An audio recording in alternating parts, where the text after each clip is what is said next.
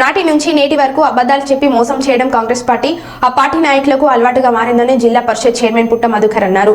మంతిని మండలం గుంజపగడ్ గ్రామంలోని ఉపాధి హామీ పని జరుగుతున్న ప్రదేశాల్లో పెద్దపల్లి పార్లమెంట్ బీఆర్ఎస్ అభ్యర్థి కుప్ల ఈశ్వర్ కు మద్దతుగా ఎన్నికల ప్రచారం నిర్వహించారు. ఈ సందర్భంగా జిల్లా పరిషత్ చైర్మన్ పుట్ట మధుకర్ మాట్లాడారు. ఈ కార్యక్రమంలో టీఆర్ఎస్ నాయకులు, కార్యకర్తలు, ఉపాధి కూలీలు, గ్రామ ప్రజలు మరియు తదితరులు పాల్గొన్నారు.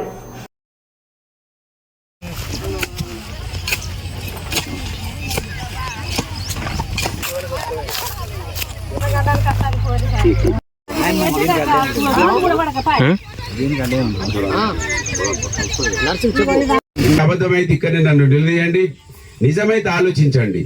ఎందుకు నేను ఇవి చూపిస్తున్నా అంటే ఈ ఎలక్షన్లలో మనం బీఆర్ఎస్ పార్టీకి ఓటేస్తే వీళ్ళ మెడలు వంచుతాం, మేము యుద్ధం చేస్తాం, మీ పక్షాన పోరాటం చేస్తాం, మాకు బలం ఉంటది.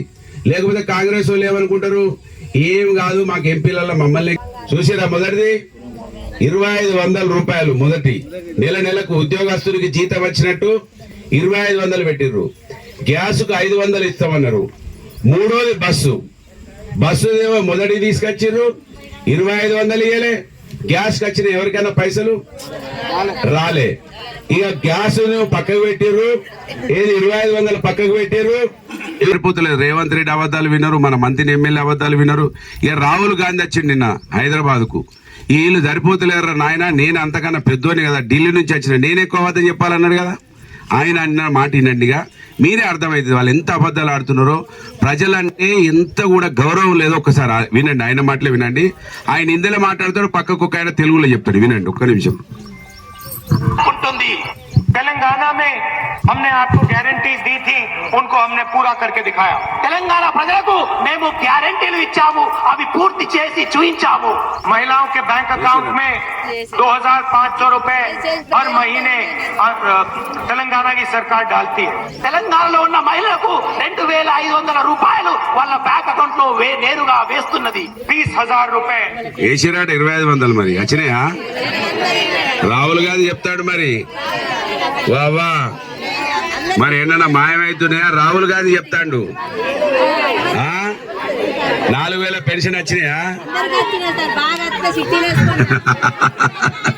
నిన్న ఒక ఆమె అంటది సెంటనరీ కాళ్ళ 2500 కాదు 5000 వచ్చినాయి అంటది ఒక ఆమె. నా చెల్లె ఏం పేరు, నీ పేరు? నిన్న ఈశ్వర్ అన్న మంచి మాట చెప్పిండు.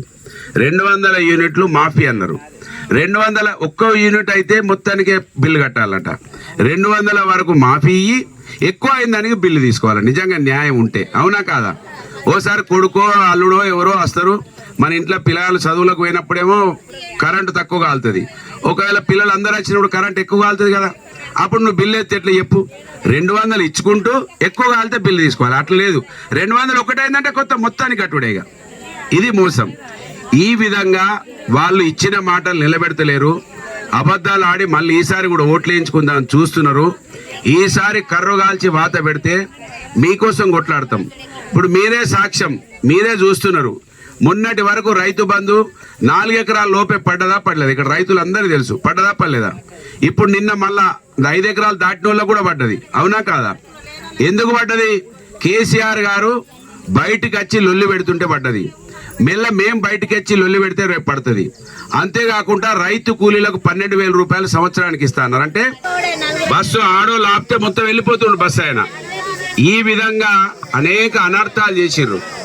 మీరు ఒకసారి ఆలోచించండి. 5 నెలల్లో ఒక ముఖ్యమంత్రి మీద గిన్ని మాటలు మాట్లాడి ఇవాళ ముఖ్యమంత్రి గారిని ఏమంటున్నారు? కేసీఆర్ ను తెలంగాణ తెచ్చినాయనను కేసీఆర్ మాట్లాడితే నీ పేగోలు మెడకేసుకుంటా బిడ్డ, నీ చెడ్డి వీకుతా బిడ్డ అని కేసీఆర్ ముఖ్యమంత్రి మాట్లాడుతుండు.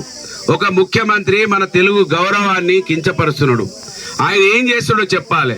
లేకపోతే 4 రోజులు ఆగండి, మేము చేస్తాము, ఓపిక పట్టండి అనాలి. అట్లా పడతలేడు. ఏదన్నా అంటే తోడుకలు తీస్తాం, పేగులు మెడకేసుకుంటాం, మానవ బాంబై పేల్తాం, ఈ మాటలు ముఖ్యమంత్రి అంటున్నాడు. ఇవన్నీ పోవాలంటే బాగా ఆలోచించి ఈసారి కారు గుర్తు కోటేస్తే మీకోసం పోరాటం చేస్తాం, యుద్ధం చేస్తాం. మీ